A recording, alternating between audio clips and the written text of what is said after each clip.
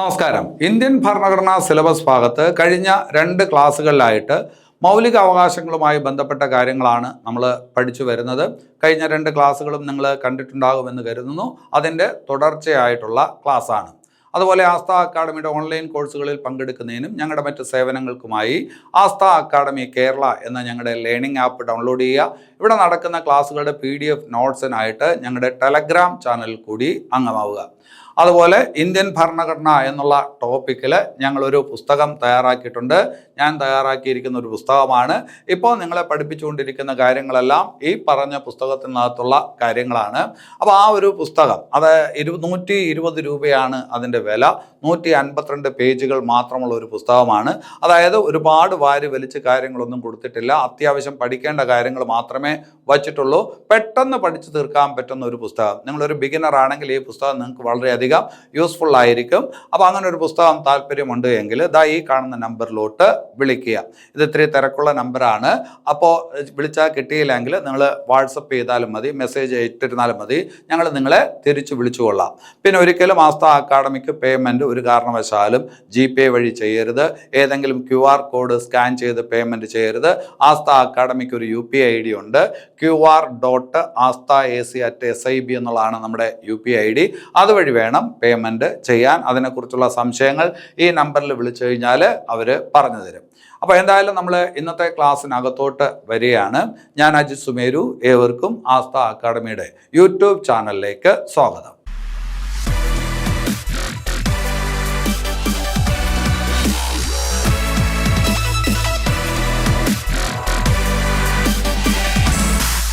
ശരി, അപ്പോൾ നമ്മൾ കഴിഞ്ഞ 2 ക്ലാസ്സുകളിലായിട്ട് മൗലിക അവകാശങ്ങളെക്കുറിച്ചാണ് പഠിച്ചു വരുന്നത് അല്ലേ? കഴിഞ്ഞ ക്ലാസ്സിൽ ആദ്യത്തെ 2 മൗലിക അവകാശങ്ങളെക്കുറിച്ച് വിശദമായിട്ട് തന്നെ നമ്മൾ മനസ്സിലാക്കിയിട്ടുണ്ട്. നിങ്ങൾക്ക് അറിയാവുന്നതാണ്. ഭരണഘടനയിൽ ഭാഗം 3 ആദ്യം പ്രതിപാദിക്കുന്ന മൗലിക അവകാശമാണ് സമത്വ അവകാശം അല്ലേ? വകുപ്പ് 14 മുതൽ 18 വരെ. പിന്നീട് രണ്ടാമത് പറയുന്ന മൗലിക അവകാശമാണ് സ്വാതന്ത്ര്യത്തിനുള്ള അവകാശം, റൈറ്റ് ടു ഫ്രീഡം, 19 മുതൽ 22 വരെ. അപ്പോൾ അതുമായി ബന്ധപ്പെട്ട കാര്യങ്ങളെല്ലാം നമ്മൾ കൃത്യമായിട്ട് മനസ്സിലാക്കിയിട്ടുണ്ട്. ഇനി അതിൻ്റെ തുടർച്ചയായിട്ട് നമുക്ക് 3ാമത്തെ മൗലിക അവകാശത്തിലോട്ടാണ് വരേണ്ടത്. 3ാമത്തെ മൗലിക അവകാശം ഏതാണെന്ന് നിങ്ങൾക്ക് അറിയാം. ചൂഷണത്തിൽ നിന്നുള്ള സംരക്ഷണം. ചൂഷണത്തിൽ നിന്നുള്ള സംരക്ഷണം അഥവാ റൈറ്റ് അഗെയിൻസ്റ്റ് എക്സ്പ്ലോയിറ്റേഷൻ അല്ലേ? അതുമായി ബന്ധപ്പെട്ടിരിക്കുന്ന 2 വകുപ്പുകൾ. റൈറ്റ് അഗെയിൻസ്റ്റ് എക്സ്പ്ലോയിറ്റേഷൻ അതിനെക്കുറിച്ച് പറയുന്നത് ഭരണഘടനയിലെ 2 വകുപ്പുകളിലായിട്ടാണ്. ഒന്ന് വകുപ്പ് 23, വേറൊന്ന് വകുപ്പ് 24. അപ്പോൾ പരീക്ഷയ്ക്ക് ചോദിക്കും, ഇന്ത്യൻ ഭരണഘടനയിൽ 23, 24 വകുപ്പുകളിലായി പ്രതിപാദിക്കുന്ന മൗലിക അവകാശം ഏത് എന്ന് ചോദിച്ചാൽ ചൂഷണത്തിൽ നിന്നുള്ള സംരക്ഷണമാണ്. അതിൽ വകുപ്പ് 23 പറയുന്ന കാര്യം എന്താണ് എന്ന് ചോദിച്ചാൽ മനുഷ്യക്കടത്ത് തടയുന്നു എന്നാണ്. മനുഷ്യക്കടത്ത് തടയുന്നു എന്നാണ്. മറ്റ് ചില രാജ്യങ്ങളുടെ ഭരണഘടനയിലൊക്കെ നോക്കിയാൽ ഇത് അടിമത്തം നിരോധിക്കുന്നു എന്നായിരിക്കും. എന്തായാലും നമ്മുടെ രാജ്യത്ത് സ്വാതന്ത്ര്യം കിട്ടുന്നതിന് തൊട്ട് മുമ്പൊന്നും എന്തില്ല, അടിമത്ത സമ്പ്രദായം ഉണ്ടായിരുന്നില്ല. അതുകൊണ്ട് തന്നെ നമ്മുടെ ഭരണഘടനയിൽ അടിമത്തം അവസാനിപ്പിക്കുന്നു എന്നല്ല എഴുതിയത്. പിന്നെ എങ്ങനെയാണ്? മനുഷ്യക്കടത്ത് തടയുന്നു എന്നാണ്. അതിനകത്ത് പ്രധാനമായിട്ടും 2 ആശയങ്ങളുണ്ട്. അതിലൊരു ആശയം എന്ന് പറയുന്നത് ഇപ്പോൾ മൃഗങ്ങളെ കൊണ്ട് നിർബന്ധിച്ച് ജോലി ചെയ്യിപ്പിക്കുന്ന പരിപാടിയുണ്ട്. കഴുതകളെ കൊണ്ടും കാളകളെ കൊണ്ടുമൊക്കെ നിർബന്ധിച്ച് ജോലി ചെയ്യിപ്പിക്കുന്നത് പോലെ മനുഷ്യനെ നിർബന്ധിച്ച് എന്ത് ചെയ്യരുത്? ജോലി ചെയ്യിപ്പിക്കരുത്. മനുഷ്യനെ കൊണ്ട് നിർബന്ധിച്ച് ജോലി ചെയ്യിപ്പിക്കരുത്. അതാണ് ഒരു ആശയം. അപ്പോൾ നിർബന്ധിത തൊഴിൽ തടയുന്നു അല്ലെ? ആർട്ടിക്കിൾ 23 പറയുന്നതാണ് മനുഷ്യനെ നിർബന്ധിച്ച് ജോലി ചെയ്യുന്നത് എന്താണ്? തടയുന്നു എന്നുള്ളതാണ്. അതായത് ബേഗാർ, ആ പ്രാക്ടീസിനെ അവിടെ പറയുന്നത് ബേഗാർ എന്നാണ്. പണ്ട് അറിയപ്പെട്ടിരുന്നത് ബേഗാർ എന്നുള്ള പേരിലാണ്. അപ്പോൾ ബേഗാർ നിരോധിക്കുന്നു. അങ്ങനെ ബേഗാർ പറ്റത്തില്ല, അതായത് മനുഷ്യനെ കൊണ്ട് നിർബന്ധിച്ച് പണിയെടുപ്പിക്കുന്നത് പറ്റത്തില്ല എന്നാണ് ആർട്ടിക്കിൾ 23 പറയുന്നത്. അതുപോലെ സ്ത്രീകളെയും കുട്ടികളെയും വ്യഭിചാരം പോലുള്ള പ്രവർത്തികൾക്ക് വേണ്ടി ഉപയോഗിക്കുന്നത് എന്താണ്? തെറ്റാണ്, അല്ലെങ്കിൽ അത് പാടില്ല എന്ന് പറയുന്നതും ഏത് വകുപ്പിലാണ്? വകുപ്പ് 23. അപ്പോൾ വകുപ്പ് 23 പൊതുവിൽ പറയുന്ന കാര്യം എന്താണെന്ന് ചോദിച്ചാൽ മനുഷ്യക്കടത്ത് തടയുന്നു. അപ്പം ഞാൻ അവസാനം പറഞ്ഞു, ഒരാശയം പറഞ്ഞു, സ്ത്രീകളെയും കുട്ടികളെയും വ്യഭിചാരം പോലുള്ള പ്രവൃത്തികൾക്ക് നിർബന്ധിക്കുന്നതും തെറ്റാണ് എന്ന് പറഞ്ഞു. അതിൻ്റെ അടിസ്ഥാനത്തിൽ ഇന്ത്യൻ പാർലമെന്റ് പിന്നീട് ഒരു നിയമം പാസ്സാക്കിയിട്ടുണ്ട്. ആ നിയമമാണ് suppression of immoral traffic in woman and girl child act. Suppression of immoral traffic in women and girl child act ഏത് വർഷം എന്ന് ചോദിച്ചാൽ 1956 അല്ലെ. അപ്പൊ അത് ഈ വകുപ്പിന്റെ പശ്ചാത്തലത്തിലാണ്, ആർട്ടിക്കിൾ 23 പശ്ചാത്തലത്തിൽ പിന്നീട് ഇന്ത്യൻ പാർലമെന്റ് പാസാക്കിയ നിയമമാണ് suppression of immoral traffic act 1956. അപ്പൊ അത് ഓർത്ത് വെക്കണം, ആവശ്യമുള്ളതാണ്, പരീക്ഷയ്ക്ക് ചോദിക്കും. സ്ത്രീകളും കുട്ടികളുമായി ബന്ധപ്പെട്ട കാര്യങ്ങളൊക്കെ നിങ്ങൾക്ക് മറ്റു പല ഭാഗങ്ങളിലും പഠിക്കാനുണ്ട്, അവിടെയും ഈ ചോദ്യം ചോദിച്ചേക്കാം. അപ്പോൾ ചുരുക്കി പഠിച്ചു വെക്കുക, suppression of immoral traffic act 1956 അല്ലെ. ഇനി അത് കഴിഞ്ഞിട്ട് അവിടെ ഒരു കാര്യം കൂടി നിങ്ങൾ ഓർത്തു വെക്കണം, ലോക മനുഷ്യക്കടത്ത് നിരോധന ദിനം. ലോക മനുഷ്യക്കടത്ത് നിരോധന ദിനമായിട്ട് ആചരിക്കുന്ന ദിവസം ഏതെന്ന് ചോദിച്ചാൽ ജൂലൈ 30. ലോക മനുഷ്യക്കടത്ത് നിരോധന ദിനമായിട്ട് ആചരിക്കുന്ന ദിവസം ഏതാണ്? ജൂലൈ 30. പരീക്ഷയ്ക്ക് ചോദിച്ചിട്ടുണ്ട്, അത് ഓർത്ത് വയ്ക്കണം. ഇനി അത് കഴിഞ്ഞിട്ട് മറ്റൊരു വകുപ്പിലോട്ട് വരാം, വകുപ്പ് 24. വകുപ്പ് 24 പറയുന്നത് എന്താണെന്ന് ചോദിച്ചാൽ prohibition of child labour. Prohibition of child labour അഥവാ ബാലവേല നിരോധനം. അപ്പോൾ ഇന്ത്യൻ ഭരണഘടനയിൽ ബാലവേല നിരോധനത്തെ കുറിച്ച് പ്രതിപാദിക്കുന്ന വകുപ്പ് ഏത് എന്ന് ചോദിച്ചാൽ വകുപ്പ് 24. അപകടകരമായ ജോലികളിൽ കുട്ടികളെ ഉപയോഗിക്കുന്നത് കുറ്റകരമാണ്. അപകടകരമായ ജോലികൾ എന്ന് പറയുമ്പോൾ ഗ്ലാസ് ഫാക്ടറികളിൽ, പടക്ക നിർമ്മാണശാലകളിൽ, അതുപോലെ തന്നെ ഖനികളിൽ കുട്ടികളെ കൊണ്ട് ജോലി ചെയ്യിപ്പിക്കുന്നത് ശിക്ഷാർഹമാണ്, അല്ലെങ്കിൽ കുറ്റകരമാണ്, അല്ലെങ്കിൽ അത് പാടില്ല എന്നൊക്കെയാണ് ആർട്ടിക്കിൾ 24 എഴുതിയിരുന്നത് അല്ലെ. അപകടകരമായിട്ടുള്ള ഈ തൊഴിൽ ഇടങ്ങളിൽ കുട്ടികളെ കൊണ്ട് പണിയെടുപ്പിക്കുന്നത് കുറ്റകരമാണ്, അല്ലെങ്കിൽ അത് ചെയ്യാൻ പാടില്ല എന്നാണ് ആർട്ടിക്കിൾ 24 പറയുന്നത്. അപ്പോൾ ഈ അപകടകരമായ എന്നൊരു വാക്ക് അതിനകത്തുണ്ട്. അപ്പോൾ അതിൻ്റെ ലൂപ്പ് ഹോൾസ് ഉപയോഗിച്ചുകൊണ്ട് അപകടകരമല്ലാത്ത മേഖലകളിൽ കുട്ടികളെ കൊണ്ട് പണിയെടുപ്പിക്കാനായിട്ട് തുടങ്ങി. അപ്പോൾ അങ്ങനെ വന്നപ്പോൾ ഇന്ത്യൻ പാർലമെന്റ് മറ്റൊരു നിയമം പാസാക്കി, അതാണ് ബാലവേല നിരോധന നിയമം 1986. ബാലവേല നിരോധന നിയമം ആർട്ടിക്കിൾ 24 പറയുന്ന കാര്യത്തെ ഒന്നുകൂടി ഉറപ്പിക്കുന്നതിന് വേണ്ടിയിട്ട് ഇന്ത്യൻ പാർലമെന്റ് പാസാക്കിയ നിയമമാണ് ബാലവേല നിരോധന നിയമം. ഏത് വർഷം എന്ന് ചോദിച്ചാൽ 1986. 1986. രാജീവ് ഗാന്ധിയാണ് ആ സമയത്ത് ഇന്ത്യ ഭരിച്ചുകൊണ്ടിരിക്കുന്നത്. ഇന്ത്യയുടെ പ്രധാനമന്ത്രി ആ സമയത്ത് ആരാണ്? രാജീവ് ഗാന്ധിയാണ്. അപ്പൊ ബാലവേല നിരോധന നിയമം. ശരി, ഇനി അത് കഴിഞ്ഞിട്ട് അവിടെ ഓർക്കേണ്ട ഒരു കാര്യം കൂടിയുണ്ട്, ബാലവേല വിരുദ്ധ ദിനമായിട്ട് ആചരിക്കുന്ന ദിവസം. ലോക ബാലവേല വിരുദ്ധ ദിനമായിട്ട് ആചരിക്കുന്ന ദിവസം ജൂൺ 12. ലോക മനുഷ്യക്കടത്ത് വിരുദ്ധ ദിനമായിട്ട് ആചരിക്കുന്നത് July 30. Suppression of immoral traffic act 1956 5/6. ബാലവേല നിരോധന നിയമം 1986. ഭരണഘടനയിലെ 23, 24 വകുപ്പുകളിലാണ് ഏത് മൗലികാവകാശത്തെക്കുറിച്ച് പറയുന്നത്? Right against exploitation. അപ്പോൾ അത്രയും കാര്യങ്ങൾ അവിടെ മനസ്സിലാക്കി. ഇനി അത് കഴിഞ്ഞിട്ട് നമ്മുടെ 4ാമത്തെ മൗലികാവകാശത്തിലോട്ട് വരാം. നമ്മുടെ 4ാമത്തെ മൗലികാവകാശമാണ് right to freedom of religion. Right to freedom of religion അഥവാ മത സ്വാതന്ത്ര്യം അല്ലെ. നമ്മുടെ 4ാമത്തെ മൗലികാവകാശമാണ് മതസ്വാതന്ത്ര്യം. അതിനെക്കുറിച്ച് പറയുന്നത് ഏത് വകുപ്പിലാണ് എന്ന് ചോദിച്ചാൽ ഭരണഘടനയിൽ 25 മുതൽ 28 വരെയുള്ള വകുപ്പുകളിലാണ് മതസ്വാതന്ത്ര്യത്തെക്കുറിച്ച് പറയുന്നത്. ഭരണഘടനയിൽ 25 മുതൽ 28 വരെ വകുപ്പുകളിലാണ് ഏതിനെക്കുറിച്ച് പറയുന്നത്? മത സ്വാതന്ത്ര്യത്തെക്കുറിച്ച് പറയുന്നത്. അതിൽ ആർട്ടിക്കിൾ 25. ആർട്ടിക്കിൾ 25 പറയുന്ന കാര്യം എന്താണെന്ന് ചോദിച്ചാൽ ഇന്ത്യയിലെ ഏതൊരു പൗരനും ഇഷ്ടപ്പെട്ട മതം സ്വീകരിക്കാം. ഏതൊരു പൗരനും ഇഷ്ടപ്പെട്ട മതം സ്വീകരിക്കാം അല്ലെ. അപ്പോൾ നിങ്ങളിപ്പോൾ ഒരു മതത്തിൽ ഇങ്ങനെ പൊയ്ക്കൊണ്ടിരിക്കുകയാണ്, അല്ലെങ്കിൽ ആ മതത്തിൽ ജനിച്ച് ഇങ്ങനെ വളർന്നു പൊയ്ക്കൊണ്ടിരിക്കുകയാണ്. പക്ഷേ നിങ്ങൾക്ക് ആ മതത്തിൽ നിന്ന് മറ്റൊരു മതത്തിലോട്ട് മാറണമെങ്കിൽ മാറാം. അവിടെ ചെല്ലുമ്പോൾ തിരിച്ചു വരണമെന്ന് തോന്നിയാൽ ഇങ്ങോട്ട് വരാം, അല്ലെങ്കിൽ മറ്റൊരു മതത്തിലോട്ട് പോകണമെങ്കിൽ അത് പോവാം അല്ലേ. അതൊക്കെ നിങ്ങളുടെ ഇഷ്ടമാണ്. അതിനുള്ള ഈ പറഞ്ഞ സ്വാതന്ത്ര്യം, അവകാശം നിങ്ങൾക്ക് ഉണ്ട്. അപ്പോൾ ഒരു മതത്തിൽ വിശ്വസിക്കാം, ഒരു മതത്തിൽ വിശ്വസിച്ച് ജീവിക്കാം, അതിൻ്റെ ആചാരാനുഷ്ഠാനങ്ങൾക്കനുസരിച്ച് ജീവിക്കാം. അതിലെ നല്ല വശങ്ങൾ നിങ്ങൾക്ക് ഈ പറഞ്ഞ് മറ്റുള്ളവരോട് പറയണമെങ്കിൽ പറയാം, അതായത് മതം പ്രചരിപ്പിക്കാം. അപ്പോൾ മതം പ്രൊപ്പഗേറ്റ് ചെയ്യാനും പ്രൊഫസ് ചെയ്യാനും അതിനകത്ത് വിശ്വസിച്ച് മുമ്പോട്ട് പോകാനുമുള്ള അവകാശം നിങ്ങൾക്ക് തരുന്ന വകുപ്പാണ് ഏത്? വകുപ്പ് 25 അല്ലെ. അപ്പോൾ ഇഷ്ടപ്പെട്ട മതം സ്വീകരിക്കാനും അതിൻ്റെ അനുഷ്ഠാനങ്ങൾക്കനുസരിച്ച് ജീവിക്കാനും അത് പ്രചരിപ്പിക്കാനുമുള്ള അവകാശം പൗരനുണ്ട്. അതാണ് വകുപ്പ് 25. നിങ്ങളുടെ മതം ഏതാണ് എന്നുള്ളത് രാജ്യത്തിന് പ്രധാനപ്പെട്ട കാര്യമല്ല. രാജ്യത്തെ സംബന്ധിച്ചിടത്തോളം നിങ്ങളുടെ മതം രാജ്യത്തിന് ഒരു വിഷയമല്ല. അതായത് രാജ്യവും നിങ്ങളും തമ്മിലൊരു ബന്ധമുണ്ട്. രാജ്യവും നിങ്ങളും തമ്മിലുള്ള ആ ബന്ധത്തിൽ മതം ഒരു ഘടകമല്ല. നിങ്ങൾ ഹിന്ദുവാണോ ക്രിസ്ത്യാനിയാണോ മുസ്ലിമാണോ എന്ന് നോക്കിയിട്ടല്ല രാജ്യം നിങ്ങളെ പരിഗണിക്കുന്നത്. രാജ്യത്തിന് നിങ്ങളുടെ മതം ഒരു പ്രശ്നമല്ല. അതിനെയാണ് നമ്മൾ മതേതരത്വം എന്ന് പറയുന്നത്. ഈ രാജ്യം ഒരു മതേതരത്വ രാജ്യമാണ് എന്ന് പറയുന്നതിന് പിന്നിലുള്ള കാര്യം അതാണ്. നിങ്ങളും രാജ്യവും തമ്മിലുള്ള ബന്ധത്തിൽ മതത്തിന് സ്ഥാനമില്ല. അതാണ് മതേതരത്വം എന്ന് പറയുന്നത്. അല്ലാതെ എല്ലാ മതങ്ങളും ഒരുപോലെ എന്ന് പരത്തി പറയുന്ന ആശയമല്ല. നമ്മൾ പൊതുവേ പറയാറുണ്ട് എന്താണ് മതേതരത്വം എന്ന് ചോദിച്ചാൽ എല്ലാ മതങ്ങളും ഒരുപോലെയാണെന്ന് ഒരു പരത്തി പറച്ചിലുണ്ട്. ഒരു കാരണവശാലും ഇന്ത്യയിൽ എല്ലാ മതങ്ങളും ഒരുപോലെ ആവത്തില്ല. ഇപ്പോൾ ഹിന്ദു മതം എന്ന് പറയുന്ന ഒരു ഭൂരിപക്ഷ മതമാണ്. മറ്റു മതങ്ങളൊക്കെ ന്യൂനപക്ഷ മതങ്ങളാണ്. ആ ന്യൂനപക്ഷ മതങ്ങൾക്ക് ഒരുപാട് സൗകര്യവും ആനുകൂല്യങ്ങളും ഒക്കെ ഈ രാജ്യത്ത് കിട്ടും. അതുപോലെ ഈ പറഞ്ഞ ഹിന്ദു മതത്തിന് കിട്ടണമെന്നില്ല. അപ്പോൾ എല്ലാ മതങ്ങളും ഒരുപോലെ എന്ന് പറയുമ്പോൾ അതിനകത്ത് ആശയത്തിനകത്തൊക്കെ പ്രശ്നമുണ്ട്. ശരിക്കും മതേതരത്വം എന്ന് പറയുന്ന കാഴ്ചപ്പാട് ഇതാണ്. രാജ്യവും നിങ്ങളും തമ്മിലുള്ള ബന്ധത്തിൽ നിങ്ങളുടെ മതം ഒരു വിഷയമല്ല. അതാണ് മതേതരത്വം എന്നതുകൊണ്ട് ഉദ്ദേശിക്കുന്നത്. അപ്പോൾ ആർട്ടിക്കിൾ 25 കാര്യം പറഞ്ഞു. ഇനി അത് കഴിഞ്ഞിട്ട് സിഖുകാർ കൃപാൺ ഉപയോഗിക്കും. കൃപാൺ എന്ന് പറഞ്ഞാൽ ഒരു തരം ആയുധമാണ്, വാള് പോലത്തെ ഒരു സാധനമാണ് കൃപാൺ, അല്ലെ? സിഖുകാർക്ക് കൃപാൺ ഉപയോഗിക്കാനായിട്ട് പറ്റും. എന്തുകൊണ്ടാണ് സിഖുകാർക്ക് കൃപാൺ ഉപയോഗിക്കാൻ പറ്റുന്നത്? നമ്മൾ ആരെങ്കിലും വാളും കൊണ്ട് നടന്നാൽ എന്തായിരിക്കും? പിടിച്ചകത്തിടും.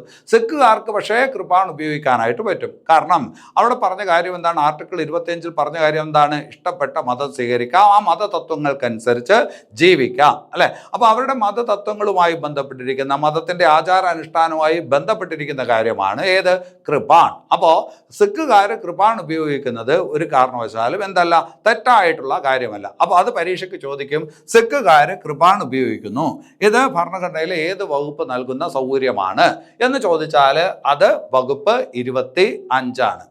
ഇനി അത് കഴിഞ്ഞിട്ട് വകുപ്പ് 26 പറയുന്ന കാര്യം എന്താണ്? വകുപ്പ് 26 പറയുന്ന കാര്യം മതങ്ങൾക്ക് അല്ലെങ്കിൽ മതസ്ഥാപനങ്ങൾക്ക് സ്ഥാപന ജംഗമ സ്വത്ത് ആർജിക്കാം, അല്ലെ? ഒരു മതത്തിന് അല്പം വസ്തു വാങ്ങിക്കാം, അല്ലെങ്കിൽ മതവുമായി ബന്ധപ്പെട്ട സ്ഥാപനങ്ങൾക്ക് എന്താണ് വസ്തു ആർജിക്കുന്നതിനോ എന്തെങ്കിലും സ്ഥാപനങ്ങൾ നടത്തുന്നതിനോ ഒന്നും ഈ രാജ്യത്ത് തടസ്സമില്ല, അല്ലെ? അപ്പോൾ മതസ്ഥാപനങ്ങൾക്ക് സ്ഥാപന ജംഗമ വസ്തുവാകാം, അല്ലെങ്കിൽ ഈ പറഞ്ഞ കാറാവാം, ലോറിയാവാം, അങ്ങനെയുള്ള വസ്തുക്കൾ വാങ്ങിക്കുന്നതിന്, സ്ഥാപന ജംഗമ വസ്തുക്കൾ വാങ്ങിക്കുന്നതിന് ഇവിടെ തടസ്സമില്ല. അവരുടെ എന്തെങ്കിലും ആവശ്യത്തിന് വേണ്ടിയിട്ട്, ചിലപ്പോൾ ചാരിറ്റി പർപ്പസ് ആയിരിക്കും, അല്ലെങ്കിൽ മതവുമായി ബന്ധപ്പെട്ട മറ്റു പർപ്പസ് ആയിരിക്കും. അങ്ങനെയുള്ള പർപ്പസിന് വേണ്ടിയിട്ട് ഏതെങ്കിലും തരത്തിലുള്ള സ്ഥാപനങ്ങൾ നടത്തുന്നതിനും ഈ പറഞ്ഞ രാജ്യത്ത് അവകാശമുണ്ട്. അങ്ങനെയുള്ള കാര്യങ്ങളെല്ലാം പറഞ്ഞിരിക്കുന്നത് ഏത് വകുപ്പിലാണെന്ന് ചോദിച്ചാൽ വകുപ്പ് 26. അപ്പോൾ മതസ്ഥാപനങ്ങൾക്ക് സ്വത്താർജിക്കാൻ പറ്റുമോ എന്ന് ചോദ്യം. പറ്റും എന്നുള്ളതാണ് ഉത്തരം. മതസ്ഥാപനങ്ങൾക്ക് ഏതെങ്കിലും തരത്തിലുള്ള സ്ഥാപനങ്ങൾ നടത്താൻ പറ്റുമോ എന്ന് ചോദ്യം. പറ്റും എന്ന് ഉത്തരം. അതിൻ്റെയൊക്കെ കാരണം ഏതാണ്? വകുപ്പ് 26. അതിന് അവകാശം നൽകുന്ന വകുപ്പാണ് വകുപ്പ് 26. ഇനി അത് കഴിഞ്ഞിട്ട് വകുപ്പ് 27. വകുപ്പ് 27 പറയുന്ന കാര്യം, ഒരു മതത്തിന് അവരുടെ അനുയായികളിൽ നികുതി ഏർപ്പെടുത്താനായിട്ട് പറ്റുമോ? ഒരു മതത്തിന് അവരുടെ അനുയായികളിന്മേൽ നികുതി ഏർപ്പെടുത്താൻ പറ്റുമോ എന്ന് ചോദ്യം. പറ്റും എന്ന് ഉത്തരം. പക്ഷേ ആ പറഞ്ഞ പൗരന് നികുതി നൽകുന്നതിന് വേണ്ടിയിട്ട് നിർബന്ധിക്കാൻ പാടില്ല. അവൻ സ്വമേധയാ തരുന്നുവെങ്കിൽ നിങ്ങൾ വാങ്ങിച്ചോ. പക്ഷേ അവൻ തന്നില്ല എന്നുള്ളതിൻ്റെ രീതിയിൽ അവനെതിരെ ഏതെങ്കിലും നടപടി നിങ്ങൾക്ക് സ്വീകരിക്കാനായിട്ട് പറ്റത്തില്ല. അപ്പോൾ മതനികുതിക്ക് വേണ്ടിയിട്ട് പൗരനെ നിർബന്ധിക്കാനായിട്ട് പറ്റത്തില്ല. നമ്മുടെ നാട്ടിലൊക്കെ പൗരസമിതികളുണ്ട്. പൗരസമിതികൾക്കൊക്കെ മാസവരിയുണ്ട്. അവരൊരു ദിവസം ഈ പറഞ്ഞ ഒരു പൗരസമിതി ഉണ്ടാക്കി എന്നിട്ട് നമ്മളടുത്ത് വന്നിട്ട് 100 രൂപ വീതം മാസം തോറും പിരിക്കുന്നു എന്ന് വയ്ക്കുക. അപ്പോൾ അവർക്ക് പിരിക്കാനുള്ള അവകാശമുണ്ട്, അവർ പിരിച്ചോട്ടെ.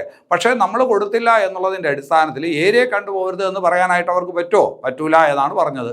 നമ്മൾ കൊടുത്തില്ലെങ്കിൽ നമുക്കെതിരെ ഒരു നടപടിയും അവർക്ക് സ്വീകരിക്കാനായിട്ട് പറ്റത്തില്ല. ഒറ്റപ്പെടുത്തിയാൽ അത് ഈ പറഞ്ഞ അൺടച്ചബിലിറ്റിയുടെ ആ പറഞ്ഞ വകുപ്പിനകത്തൊക്കെ വരും. നമ്മുടെ ആ ഒരു സ്ഥലത്തുനിന്ന് ഒറ്റപ്പെടുത്തി കഴിഞ്ഞാൽ അതൊരു തരത്തിലുള്ള തൊട്ടുകൂടായ്മയാണ്. അതിനു വേണ്ടിയിട്ട് നടപടി സ്വീകരിക്കേണ്ടി വരും നമുക്ക്, അല്ലെങ്കിൽ സർക്കാരിന്. ആർക്കെതിരെ? ഈ പൗരസമിതിക്കെതിരെ. അതുപോലെ മാത്രം കണ്ടാൽ മതി മതനികുതി.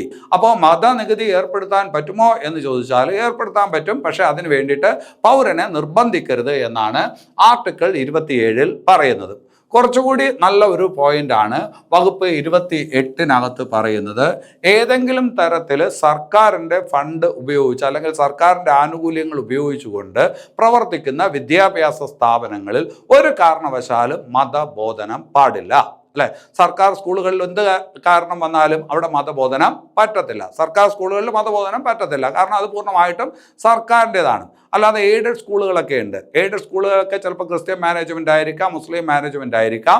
പക്ഷേ ഈ പറഞ്ഞ അവിടുത്തെ അധ്യാപകർക്ക് ശമ്പളമൊക്കെ കിട്ടുന്നത് സർക്കാർ നൽകുന്ന ഫണ്ടിൽ നിന്നാണ്. അപ്പോൾ സ്വാഭാവികമായിട്ടും അത്തരം സ്ഥാപനങ്ങളിൽ മതബോധനം പാടില്ല. അപ്പോൾ സർക്കാർ ഫണ്ട് ഉപയോഗിച്ച് പ്രവർത്തിക്കുന്ന അല്ലെങ്കിൽ സർക്കാരിൻ്റെ ആനുകൂല്യം കെട്ടി പ്രവർത്തിക്കുന്ന ഏതെങ്കിലും വിദ്യാഭ്യാസ സ്ഥാപനത്തിൽ മതബോധനം പാടില്ല എന്നാണ് ആർട്ടിക്കിൾ 28 പറയുന്നത്. അപ്പോൾ ഭരണഘടനയിൽ 25 മുതൽ 28 വരെ വകുപ്പുകളിൽ പ്രതിപാദിക്കുന്നത് എന്താണ്?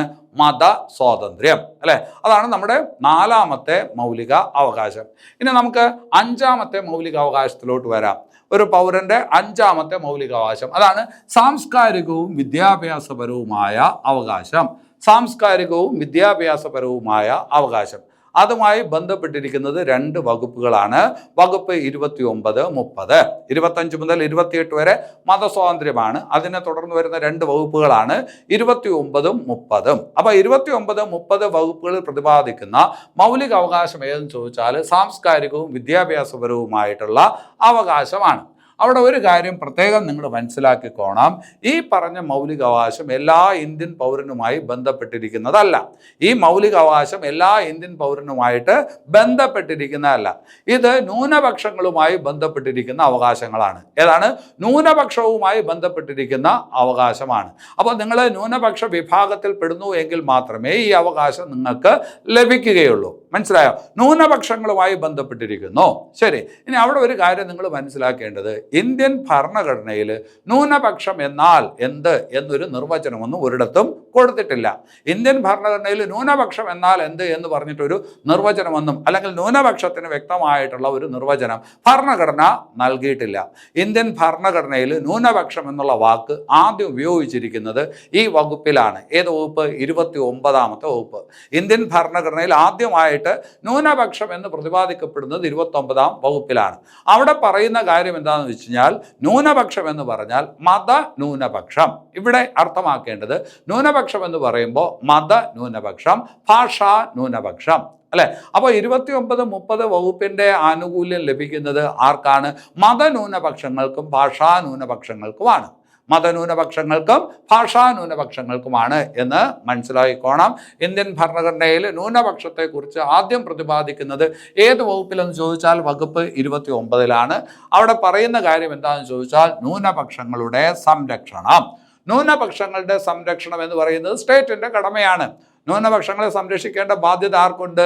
സ്റ്റേറ്റിനുണ്ട്. അപ്പോൾ വകുപ്പ് 29 പറയുന്നു ന്യൂനപക്ഷ സംരക്ഷണം. ഇവിടെ ന്യൂനപക്ഷം എന്ന് പറയുമ്പോൾ ഏതർത്ഥത്തിലാണ്? ഭാഷാ ന്യൂനപക്ഷം, മത ന്യൂനപക്ഷം, അല്ലെ. ഇപ്പോൾ കൊങ്കണി ഭാഷ എന്ന് പറയുന്നത് ഒരുപാട് പേര് സംസാരിക്കുന്ന ഭാഷയല്ല, വളരെ കുറച്ച് ആൾക്കാർ സംസാരിക്കുന്ന ഭാഷയാണ്. അപ്പോൾ അങ്ങനെയുള്ള ആൾക്കാരെന്ന് പറയുന്നത് ഒരു ഭാഷാ ന്യൂനപക്ഷമാണ്. ഇവിടെ ഇപ്പോൾ ജൈന മതമുണ്ട്. ജൈന മതം എന്ന് പറയുന്നത് ഒരുപാട് ആൾക്കാരുള്ള ഒരു മതമല്ല, അതൊരു ന്യൂനപക്ഷ മതമാണ്.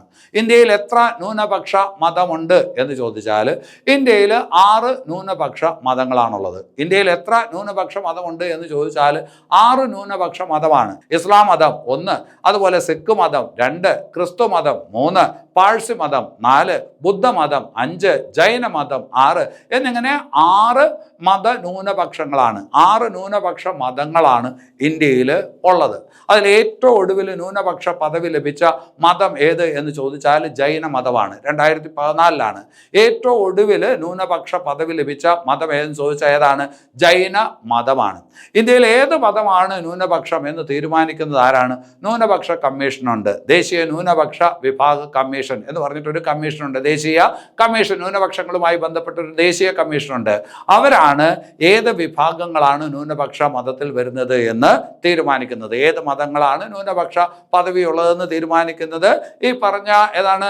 ദേശീയ ന്യൂനപക്ഷ കമ്മീഷനാണ് എന്നുള്ളത് അവിടെ ഓർത്തിരിക്കേണ്ട കാര്യമാണ്. അപ്പോൾ മതന്യൂനപക്ഷം, ഭാഷാ ന്യൂനപക്ഷം. ഇന്ത്യയിൽ എത്ര ന്യൂനപക്ഷ മതങ്ങളുണ്ട്? 6 ന്യൂനപക്ഷ മതങ്ങളുണ്ട്. ഏറ്റവും ഒടുവിലായിട്ട് ന്യൂനപക്ഷ പദവി കിട്ടിയ മതം ഏതാണ്? ജൈന മതമാണ്, അല്ലെ? അത് എന്നാണ്? 2014 ഇത് ഇന്ത്യയുടെ മൊത്തത്തിലുള്ള കാര്യമാണ്. സംസ്ഥാനത്തും ന്യൂനപക്ഷ മതങ്ങളുണ്ട്. ഇപ്പൊ എല്ലാ സംസ്ഥാനത്തും, ഇപ്പൊ സംസ്ഥാനത്തിന്റെ കാര്യം പറയുമ്പോൾ ചിലപ്പോൾ ഇത് ഇങ്ങനെ വരണമെന്നില്ല. ഇപ്പൊ കാശ്മീരിൽ എന്ന് പറയുന്നത് മുസ്ലിം മതം എന്ന് പറയുന്നത് ഭൂരിപക്ഷ മതമാണ്. അവിടെ ഹിന്ദു എന്ന് പറയുന്നത് ന്യൂനപക്ഷ മതത്തിനകത്ത് വരും. ആ സംസ്ഥാനത്ത് ഹിന്ദു എന്ന് പറയുന്നത് ന്യൂനപക്ഷ വിഭാഗത്തിലായിരിക്കും വരുന്നത്. ഇത് ഇന്ത്യയിൽ പൊതുവിലുള്ള കാര്യം പറഞ്ഞതാണ്. ഇന്ത്യയിൽ പൊതുവിൽ 6 ന്യൂനപക്ഷ മതങ്ങൾ. ശരി, അപ്പോൾ ആ കാര്യം അവിടെ ഓർത്തിരിക്കുക. അപ്പോൾ ആർട്ടിക്കിൾ 29 പറയുന്നത് ന്യൂനപക്ഷങ്ങളുടെ സംരക്ഷണത്തെ കുറിച്ചാണ്. ഇനി അത് കഴിഞ്ഞിട്ട് ആർട്ടിക്കിൾ 30 പറയുന്ന കാര്യം എന്ത്? വകുപ്പ് 30 പറയുന്ന കാര്യം മതന്യൂനപക്ഷങ്ങൾക്കോ ഭാഷാ ന്യൂനപക്ഷങ്ങൾക്കോ സ്വന്തമായി വിദ്യാഭ്യാസ സ്ഥാപനങ്ങൾ നടത്തുന്നതിനുള്ള അവകാശം. മതന്യൂനപക്ഷങ്ങൾക്കോ ഭാഷാ ന്യൂനപക്ഷങ്ങൾക്കോ സ്വന്തമായിട്ട് വിദ്യാഭ്യാസ സ്ഥാപനങ്ങൾ നടത്തുന്നതിന് അവകാശമുണ്ട്, അല്ലേ? അപ്പോൾ അവരുടെ ഈ പറഞ്ഞ ഭാഷയെ പ്രോത്സാഹിപ്പിക്കുന്നതിൻ്റെ ഭാഗമായി, അവരുടെ മതത്തെ നിലനിർത്തുന്നതിൻ്റെ, അല്ലെങ്കിൽ അവരുടെ മതം പ്രചരിപ്പിക്കുന്നതിൻ്റെ ഭാഗമായി, അല്ലെങ്കിൽ അത് കൂടുതൽ ആൾക്കാരിലോട്ട് എത്തുന്നതിന്, അല്ലെങ്കിൽ അത് ഈ പറഞ്ഞ കൂടുതൽ ആൾക്കാരിലോട്ട് ആ പറഞ്ഞ മതത്തിൻ്റെ തത്വങ്ങൾ എത്തിക്കുന്നതിന് വേണ്ടിയിട്ടൊക്കെ ആയിട്ട് ഈ പറഞ്ഞ അവർക്ക് വിദ്യാഭ്യാസ സ്ഥാപനങ്ങൾ തുടങ്ങാം. അപ്പോൾ ഒരു മതത്തിൻ്റെ ഉന്നമനവുമായി ബന്ധപ്പെട്ട്, അല്ലെങ്കിൽ ഈ പറഞ്ഞ ഒരു ഭാഷാ ന്യൂനപക്ഷങ്ങളുടെ ഉന്നമനവുമായി ബന്ധപ്പെട്ട് അത്തരം വിഭാഗക്കാർക്ക് സ്വന്തമായി വിദ്യാഭ്യാസ സ്ഥാപനങ്ങൾ നടത്താം എന്ന് പറയുന്ന വകുപ്പാണ് ഏത്? വകുപ്പ് 30. ഒരുപാട് തവണ പരീക്ഷയ്ക്ക് ചോദിച്ച ചോദ്യമാണ്. അപ്പോൾ വകുപ്പ് 29-ലും 30-ലും പറയുന്ന മൗലികാവകാശം ഏതാണ്? സാംസ്കാരികവും വിദ്യാഭ്യാസപരവുമായിട്ടുള്ള മൗലികാവകാശം. ഇനി നമുക്ക് 6ാമത്തെ മൗലികാവകാശത്തിലോട്ട് വരാം. നമ്മുടെ 6ാമത്തെ മൗലികാവകാശം എന്താണ്? ഭരണഘടനാപരമായിട്ടുള്ള പരിഹാര അവകാശം, അല്ലെ? നമ്മുടെ ഏറ്റവും ഒടുവിലുള്ള 6ാമത്തെ മൗലികാവകാശമാണ് ഭരണഘടനാപരമായിട്ടുള്ള പരിഹാരാവകാശം. അതിനെക്കുറിച്ച് പ്രതിപാദിക്കുന്ന വകുപ്പ് നിങ്ങൾക്കറിയാം, വകുപ്പ് 32. എന്താണ് ആ പറഞ്ഞ വകുപ്പ് കൊണ്ട് ഉദ്ദേശിക്കുന്നത്, അല്ലെങ്കിൽ ആ മൗലികാവകാശം കൊണ്ട് ഉദ്ദേശിക്കുന്നത് എന്താണ്? നമ്മൾക്ക് നേരത്തെ പറഞ്ഞ 5 മൗലികാവകാശങ്ങൾ ഏതെങ്കിലും സാഹചര്യത്തിൽ നിഷേധിക്കപ്പെടുകയാണെങ്കിൽ കോടതി വഴി എന്ത് ചെയ്യാൻ പറ്റും? പുനഃസ്ഥാപിക്കാനായിട്ട് പറ്റും. ഇപ്പോൾ സമാധാന കാലഘട്ടത്തിലാണ്, അടിയന്തരാവസ്ഥ പ്രഖ്യാപിച്ചിരിക്കുമ്പോൾ മൗലികാവകാശങ്ങൾ അതുപോലെ കിട്ടത്തില്ല. അല്ലാതെയുള്ള സാഹചര്യങ്ങളിൽ എപ്പോഴെങ്കിലും നമുക്ക് മൗലികാവകാശങ്ങൾ നിഷേധിക്കപ്പെട്ടാൽ കോടതി വഴി പുനഃസ്ഥാപിക്കാനായിട്ട് പറ്റും, അല്ലെ? അപ്പോൾ മൗലികാവകാശങ്ങൾ നമുക്ക് ഒരിക്കലും എന്ത് ചെയ്യാൻ പറ്റില്ല? നിഷേധിക്കാനായിട്ട് പറ്റില്ല. നിഷേധിച്ചാൽ നമുക്ക് കോടതിയിൽ പോയി അത് റീസ്റ്റോർ ചെയ്യാനായിട്ട് പറ്റും. അതിന് അനുവാദം നൽകുന്ന മൗലികാവകാശമാണ് ഭരണഘടനാപരമായ പരിഹാര അവകാശം, അല്ലെ? അപ്പോൾ റൈറ്റ് ടു കോൺസ്റ്റിറ്റ്യൂഷണൽ റെമഡീസ് ഏത് ആർട്ടിക്കിളിലാണ് പറയുന്നത്? ആർട്ടിക്കിൾ 32-ലാണ്. ഈ പറഞ്ഞ വകുപ്പ് അല്ലെങ്കിൽ ഈ പറഞ്ഞ മൗലികാവകാശം പൊതുവിൽ അറിയപ്പെടുന്നത് മൗലികാവകാശങ്ങളിൽ ഏറ്റവും മൗലികമായത്. ഏത് മൗലികാവകാശമാണ് എന്ന് ചോദിച്ചാൽ ഭരണഘടനാപരമായിട്ടുള്ള പരിഹാര അവകാശമാണ്. നമ്മൾ ചില കാര്യങ്ങൾ ഇതുപോലെ നേരത്തെ പഠിച്ചിട്ടുണ്ട്. ഇന്ത്യൻ ഭരണഘടനയിലെ ആണിക്കല്ല്, മൂലക്കല്ല് എന്ന് പൊതുവെ അറിയപ്പെടുന്നത് എന്താണ്? അത് മൗലിക അവകാശങ്ങളാണ്. ഇന്ത്യൻ നിയമവ്യവസ്ഥയുടെ അടിസ്ഥാനം എന്നറിയപ്പെടുന്ന ആർട്ടിക്കിൾ ഏതാണ്? അത് ആർട്ടിക്കിൾ 14-ആണ്, അല്ലെ? പൗരസ്വാതന്ത്ര്യത്തിൻ്റെ അടിസ്ഥാനം എന്നറിയപ്പെടുന്ന ആർട്ടിക്കിൾ ഏതാണ്? ആർട്ടിക്കിൾ 19-ആണ്. മൗലിക അവകാശങ്ങളുടെ അടിത്തറ എന്നറിയപ്പെടുന്ന ആർട്ടിക്കിൾ ഏതാണ്? ആർട്ടിക്കിൾ 21-ആണ്. മൗലിക അവകാശങ്ങളിൽ ഏറ്റവും മൗലികമായത് എന്നറിയപ്പെടുന്ന വകുപ്പ് ഏതാണ്? അത് വകുപ്പ് 32-ആണ്. ആ 32 എന്ന് പറയുന്ന വകുപ്പിനെയാണ് ഈ ഭരണഘടനാ എഴുതിയ ഭരണഘടനാ ശില്പി ഡോക്ടർ BR അംബേദ്കർ പറഞ്ഞത് എന്താണ്? ഇന്ത്യൻ ഭരണഘടനയുടെ ഹൃദയവും ആത്മാവും. ഇന്ത്യൻ ഭരണഘടനയുടെ ഹൃദയവും ആത്മാവും, അല്ലെ? ഭരണഘടനയുടെ ഹൃദയവും ആത്മാവും എന്ന് ഡോക്ടർ BR അംബേദ്കർ വിശേഷിപ്പിച്ചത് ഏത് ഭരണഘടനാ വകുപ്പിനെയാണ്? ആർട്ടിക്കിൾ 32-നെയാണ്. അതുമായി ബന്ധപ്പെട്ടിരിക്കുന്ന ആശയത്തെയാണ്, അതായത് ഭരണഘടനാപരമായിട്ടുള്ള പരിഹാര അവകാശം. അപ്പോൾ മൗലിക അവകാശങ്ങൾ നിഷേധിക്കപ്പെട്ടാൽ നമുക്ക് ആർട്ടിക്കിൾ 32-ന്റെ അടിസ്ഥാനത്തിൽ എവിടെ പോകാം? കോടതിയിൽ പോകാം. എല്ലാ കോടതിയിലും ചെന്ന് കയറാനായിട്ട് പറ്റത്തില്ല. മൗലിക അവകാശങ്ങളുമായി അവകാശങ്ങളുമായി ബന്ധപ്പെട്ട് നമ്മൾ സമീപിക്കേണ്ടത് രണ്ട് കോടതികളെയാണ്. ഒന്ന് സുപ്രീം കോടതി, വേറൊന്ന് ഹൈക്കോടതി. മൗലികാവകാശങ്ങൾ പുനഃസ്ഥാപിച്ച് കിട്ടുന്നതിന് വേണ്ടിയിട്ട് നമുക്ക് സമീപിക്കാവുന്നത് ഇന്ത്യയിൽ രണ്ട് കോടതികളെയാണ്, സുപ്രീം കോടതിയെയും ഹൈക്കോടതിയെയും. ഏതടിസ്ഥാനത്തിൽ? ആർട്ടിക്കിൾ 32 അടിസ്ഥാനത്തിൽ. അപ്പോൾ അവിടെ നമ്മൾ ചെല്ലുമ്പോൾ മൗലികാവകാശങ്ങളുടെ സംരക്ഷണാർത്ഥം കോടതികൾ എന്ത് ചെയ്യും? രേഖാമൂലമുള്ള ഉത്തരവുകൾ പുറപ്പെടുവിക്കും. നമ്മുടെ ആവശ്യപ്രകാരം മൗലികാവകാശങ്ങൾ പുനഃസ്ഥാപിച്ച് നൽകുന്നതിന് വേണ്ടിയിട്ട് കോടതി രേഖാമൂലമുള്ള ഉത്തരവുകൾ പുറപ്പെടുവിക്കും. അങ്ങനെ രേഖാമൂലമുള്ള ഉത്തരവുകളെയാണ് നമ്മൾ എന്തെന്ന് പറയുന്നത്? റിട്ട് എന്ന് പറയുന്നത്. രേഖാമൂലമുള്ള ഉത്തരവുകളെയാണ് റിട്ട്.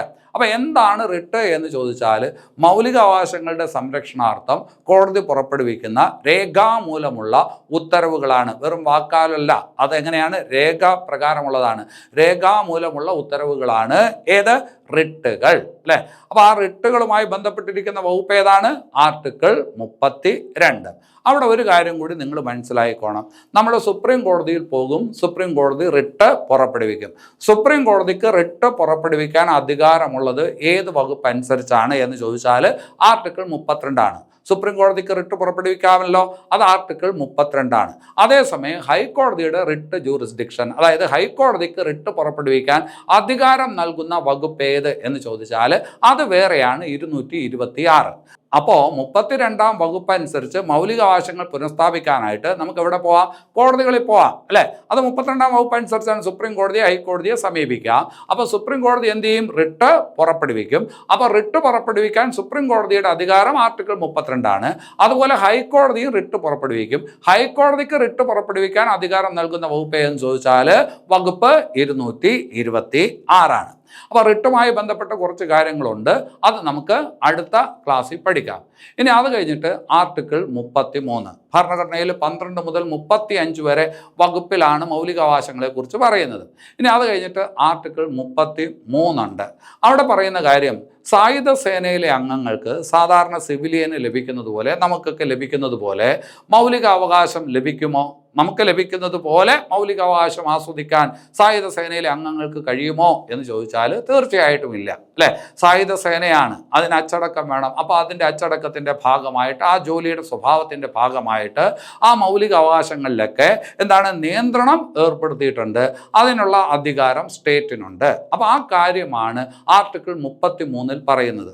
സായുധ സേന, അല്ലേ? കരസേന, നാവികസേന, വായുസേന പോലുള്ള ഈ പറഞ്ഞ സായുധ സേനകളിൽ അർദ്ധ സൈനിക വിഭാഗങ്ങളിൽ, CRPF പോലുള്ള അർദ്ധ സൈനിക വിഭാഗങ്ങളിൽ പോലീസ്, പിന്നെ അത് കഴിഞ്ഞിട്ട് ഈ പറഞ്ഞ ഇൻ്റലിജൻസുമായിട്ട് ബന്ധപ്പെട്ട് പ്രവർത്തിക്കുന്ന ഉദ്യോഗസ്ഥർ, അവർക്കൊക്കെ ഈ പറഞ്ഞ മൗലിക അവകാശങ്ങൾ പഴയതുപോലെ കിട്ടത്തില്ല. അതായത് ഒരു പൗരന് കിട്ടുന്നത് പോലെ കിട്ടത്തില്ല, അല്ലെ? അതിനകത്ത് നിയന്ത്രണമുണ്ട്. അപ്പം അങ്ങനെയുള്ള കാര്യങ്ങളാണ് ആർട്ടിക്കിൾ 33-ൽ പറയുന്നത്.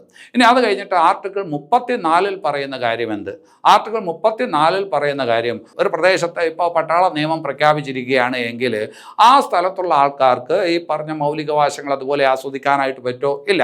പട്ടാള നിയമം പ്രഖ്യാപിച്ചിരിക്കുന്ന സമയത്ത് അവിടെ ഈ പറഞ്ഞ മൗലികാവകാശങ്ങളിൽ റീസണബിൾ ആയിട്ടുള്ള റെസ്ട്രിക്ഷൻസ് ഉണ്ടായിരിക്കും. അതാണ് ആർട്ടിക്കിൾ 34-ൽ പറയുന്നത്. ആർട്ടിക്കിൾ 35-ൽ പറയുന്ന കാര്യം മൗലികാവകാശങ്ങളുമായി ബന്ധപ്പെട്ട കാര്യം, അല്ലെ? മൗലികാവകാശങ്ങളുമായി ബന്ധപ്പെട്ട കാര്യങ്ങളെല്ലാം നോക്കേണ്ടത് ഇന്ത്യൻ പാർലമെൻറ്റാണ്. അതിനകത്ത് മാറ്റം വരുത്തേണ്ടതും അതുപോലുള്ള കാര്യങ്ങളെല്ലാം ഇന്ത്യൻ പാർലമെൻറ്റാണ്.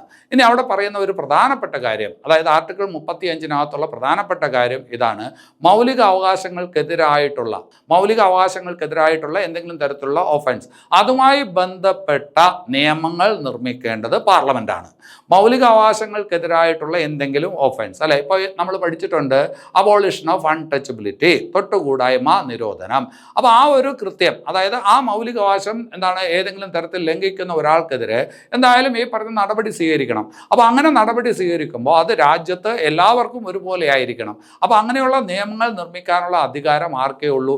പാർലമെൻറ്റിനേ ഉള്ളൂ. മൗലിക അവകാശങ്ങൾക്കെതിരായിട്ടുള്ള കുറ്റകൃത്യങ്ങൾ, ആ കുറ്റകൃത്യങ്ങളുമായി ബന്ധപ്പെട്ട നിയമങ്ങൾ നിർമ്മിക്കുന്നതിനുള്ള അധികാരം സംസ്ഥാന നിയമസഭകൾക്കല്ല.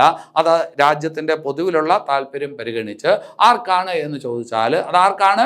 പാർലമെന്റിനാണ് എന്നാണ് ആർട്ടിക്കിൾ 35 പറയുന്നത്.